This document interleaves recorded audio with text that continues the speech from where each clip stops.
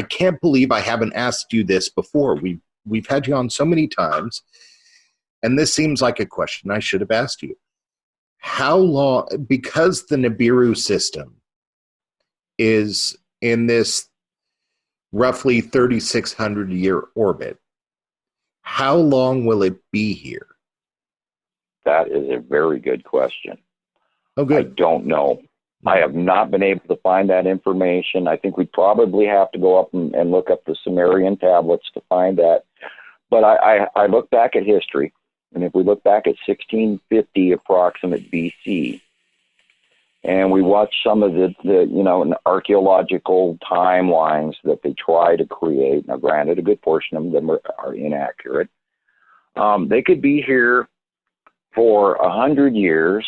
They could be here for less. Now, but if we're looking at if we're viewing at the cycles and the processes that have occurred already, and we use that as an example, I would say that we are, because they are rising past us now, and this nepacity is now coming from the southwest region, and it's coming up in front of us in this middle pass, and it now goes to the north, and people all over, members all over the world are citing the illuminated core cloud at night now. And now, a year ago, we saw two illuminated at night. There was this big purple thing in the sky at night. Now we're seeing the base cloud of nepacity.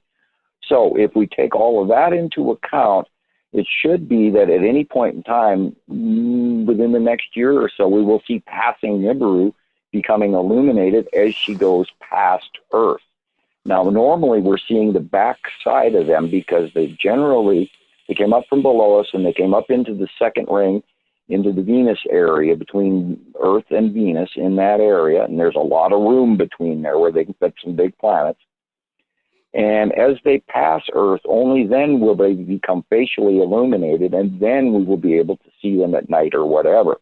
Now, space is totally pitch black.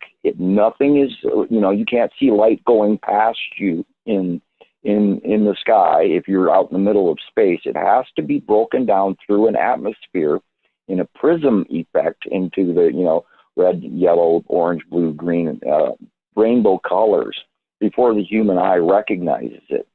Now, there have been, in the last 2 weeks, there's been probably about 75 reports of people talking how the birds are singing at 3 o'clock and 12 o'clock at night after the sun has completely gone down, and it's really weird, and then they don't know why these animals are chirping.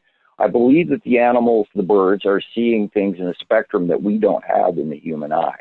And I believe they're seeing that light and being prompted to believe that it's sunrise. And we, of course, saw this in 2012 as well, 2011, 2012, when the second sun arrived. Now, I have to prompt this over and over again to people. For the longest time in early sightings in 2010, 2011, 2012, everybody started noticing that the sun was no longer coming up due east. It was coming up in the northeast, and they couldn't figure out. Well, we have documented pictures and videos. Nibiru Final Countdown by whatever that band is. That's a good video we use regularly because it's got a whole section of the same footage that was filmed in 2011. The Final Countdown's by Europe, by the way. Yeah, right. And I can send you a copy of that if you'd like. But being that it came up in the northeast for so long, everybody mistook that for our sun, that our sun had moved. But it's so much larger than our sun that people have forgotten over the last decade the actual size of our sun. And if you go back into old movies and old westerns and back when they were doing the big sky scenes, and you see that the sky is this light blue, pretty all over the place, all the same unison color, is nowhere in comparison to what our skies are today. We have these big dark shadows and this big, massive, bright, huge, beach ball sized thing in the sky. When our old sun, Sol, is actually about the size of maybe a tennis ball in the sky. And people have to realize that we've forgotten how our skies used to look. And for us older folks, I'm just hitting 59 this year.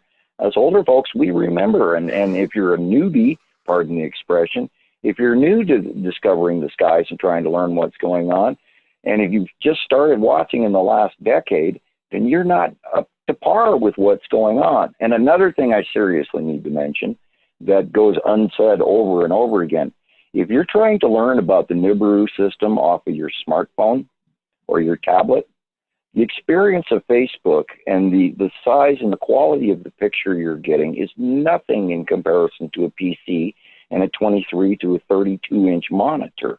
I'm sitting here with a very large picture of stuff that other people are looking at anywhere from 6 to 3 inches.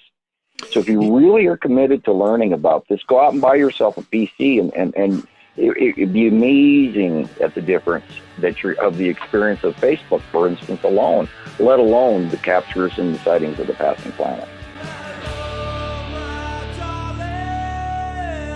Welcome to the radio, Wasteland. Welcome to the radio.